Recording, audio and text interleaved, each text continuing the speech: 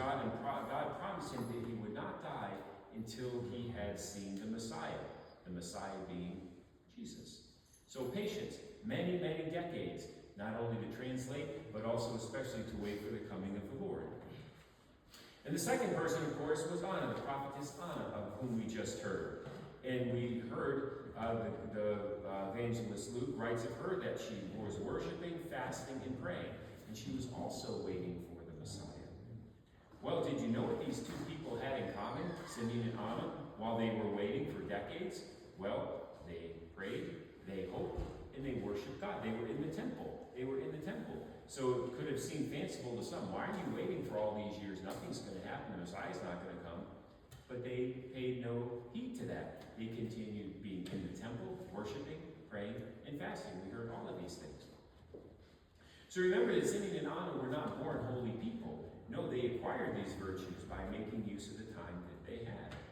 And they waited much longer than some of you all waited in traffic jams from going to Tampa or Orlando. It just seems like that's how things go around here. Okay, so let me ask you then, if patience is the word for today, I wonder for what it is in your life that you're waiting.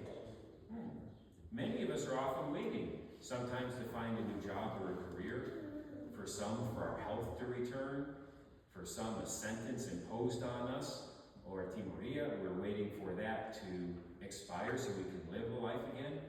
Sometimes we're waiting for a significant relationship to either come our way, or in some cases end, whichever it may be. Or this one I hear so often. Oftentimes we're waiting for someone else to change. This person needs to change so I can get on with my life. So there's many things for which we can be waiting in our life. And sure, these are common ones.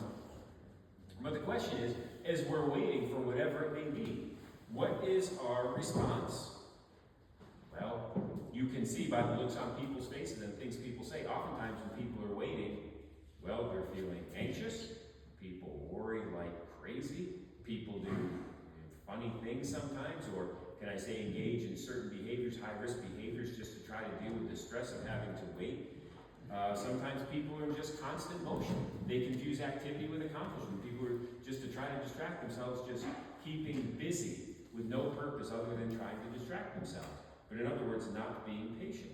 But a lot of these actions, whether it's worrying, using our time, just running around needlessly, those things can leave us drained and, of course, no better off. Those things don't make good things happen.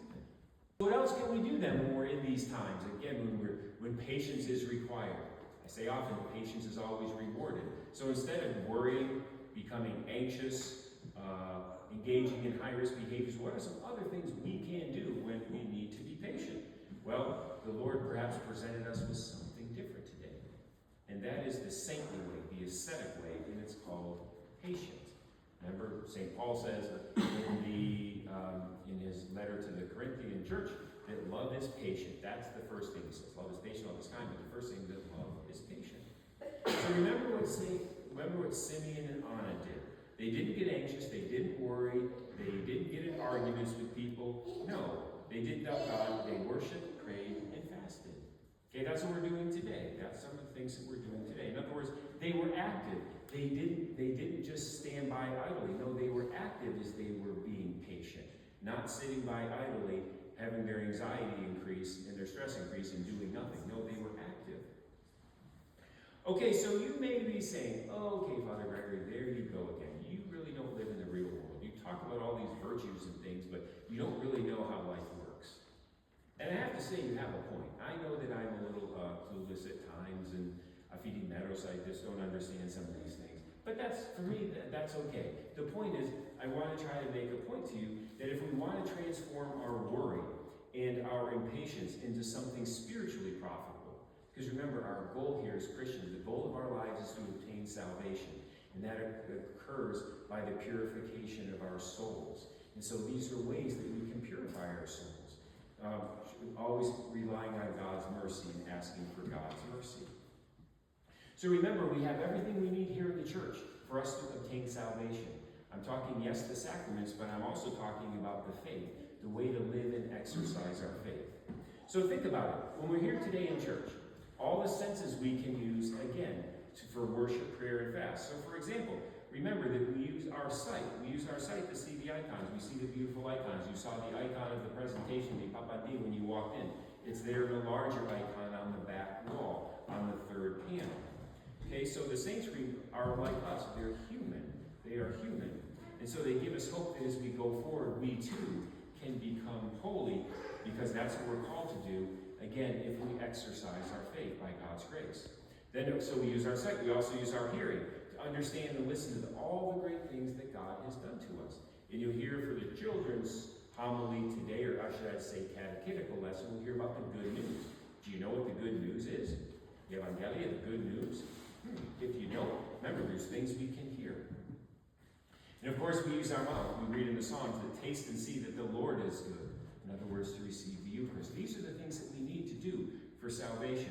And we use our smell, of course, the incense. Remember that the incense, the smoke that comes from the incense, symbolizes our prayers rising to God. We pray in the evening service, "Let my prayer rise as incense before you. The lifting up of my hands as an evening sacrifice." Okay, so we use our senses as Orthodox. And we use our hands to touch one another in a way of ministry, in a way of fellowship.